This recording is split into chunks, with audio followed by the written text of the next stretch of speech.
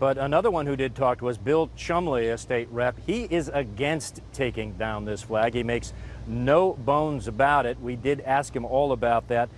But I want you to listen to what else he said. He said this flag should stay where it was put 15 years ago as a compromise. And then in this interview, he said something very strange about the victims of the Charleston shooting. Listen to this, Anderson. You are opposed to open up debate, is that right, on the flag? I think this has been settled. Settled in terms of 15 years ago? Yes. And you don't think the state has moved from 15 years ago to now in terms of demographics and feeling of the state? No, I don't think so. I think that misuse and the miseducation of the flag has probably pushed it to this point. But I think the demographics are still a change. My constituents are calling and talking to me a lot about it, and that's the way they feel.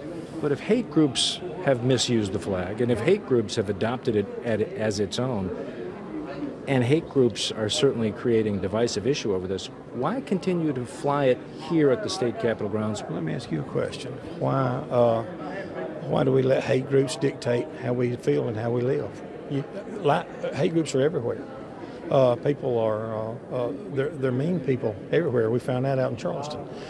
We're focusing on the wrong thing here. We need to be focusing on the 9 families that are left and see that this doesn't happen again.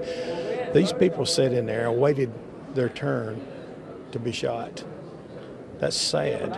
And somebody in there with a means of self-defense could have stopped this, and we'd have had less funerals than we're having. You're turning this into a gun debate? If those 9 families asked you to take down that flag, would you do it? You said guns. Why didn't somebody just do something? Why? You've got one skinny person shooting a gun. We need to take and do what we can.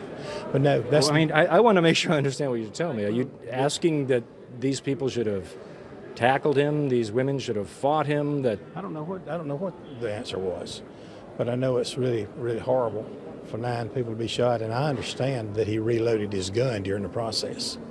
That's upsetting.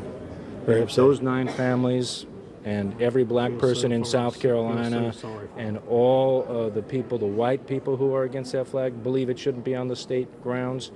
You are saying it should stay because your constituents want it to? It stays there until the people of South Carolina say it should come down. Thank you so much. Appreciate it. So, it's hard to understand exactly what he was saying.